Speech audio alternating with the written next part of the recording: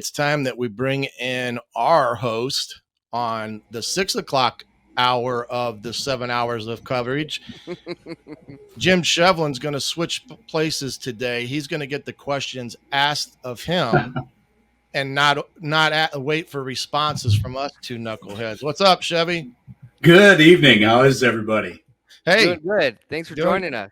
yeah, doing great, doing great. Glad that you could get on. I know you were fighting some issues out there in the Grable area. I'm glad that you were able to get up on the antenna and get the correct modulations so you could join us here tonight. Someday we will have high service internet out in these parts, but you got to go across the river to Leo to get some pretty good stuff. So we're hopeful. So up until then, it's just whatever big box you can use or hotspot. Hey, what was your feeling or recap of your impressions of the Northside Carroll game that we had Friday night? I think in summary, Coach, I think it's the Northside is probably the best 1 and 2 team I've seen, just for the fact that, let's say in the first half alone, Bodie Dickerson was able to create if things broke down. And it seemed like he was able to make something positive happen after a rash of penalties in the first half for the Legends. So with that, I think, I was impressed with his abilities in that regard. I was impressed with Jonte Lambert, the way he can find holes. He can also, get open in space and catch balls out of the backfield. And then, of course, he's got Dickerson's got his receivers too. So, but I think despite it might have been 7 or 8 penalties in the first half alone, procedure, holding, and might have been a personal foul in there as well, but they survived them. And it's going to take a lot of individual talent and a lot of good players to be able to do that. And just think if they could cut those penalties down, what kind of a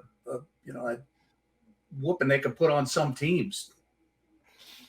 Yeah, no question. I mean, I was telling dude earlier that it was a game that was kind of in some ways disjointed at times. I'm not sure Carroll was maybe all there mentally, just coming off a big win, of course, the previous week and everything that went with that ball game, and recognizing Sheely before the game and all the things that went into that.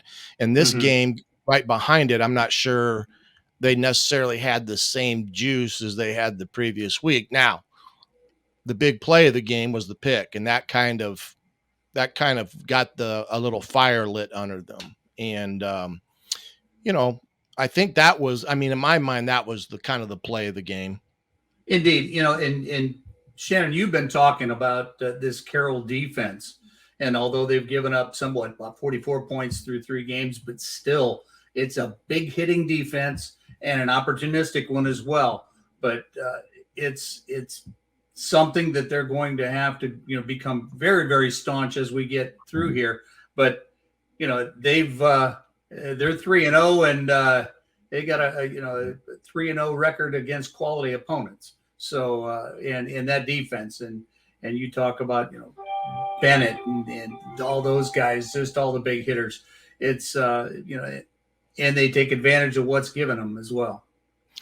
Looking at the standings right now, as you look at it, you got the two top dogs right now. Carroll, Homestead are both 3-0, and then there's Dwenger lurking in the rear, right there, as well as Snyder. Matter of fact, the gentleman that you mentioned Friday night for Bishop Dwenger ended up having a huge game. I think he had a kickoff return, Carter Minix, kickoff return and a punt return for touchdown both. Wow, those are huge. But kind of give your insights about the standings you're seeing here in front of you. Well, of course, with Homestead, the strength of schedule hasn't been what Carroll's has been, but nonetheless, they've taken on all comers thus far. And Homestead is always a team that coaching staff is veteran.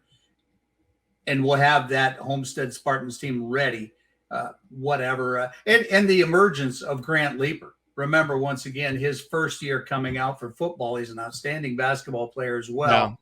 But he is there, to catch passes from Peyton Slavin. And he found the end zone again this past weekend. So, there's all kinds, and the Fox kid. So, I mean, once again, if you've got the ability to, well, let's say if you got a running game and a passing game, so throw in play action onto that, it's tough to key on a certain team with the defense.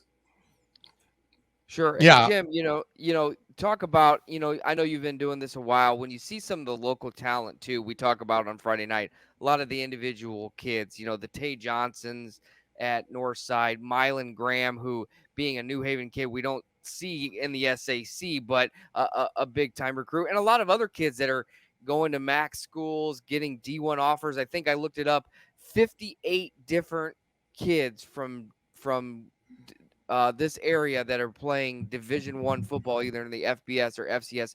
A lot of talent in Northeast Indiana, and that has grown over the decades, really, as far as what we see in the talent pool here in Northeast Indiana. Well, dude, about might have been 9 or 10 years ago, we counted no less than 6 players in the NFL that played SAC football. Yeah. And so, I mean, and we just, every school seems to have it. So from that perspective, you just have to go back and you have to look at the PAL programs, the CYO programs, the Metro program as coaches.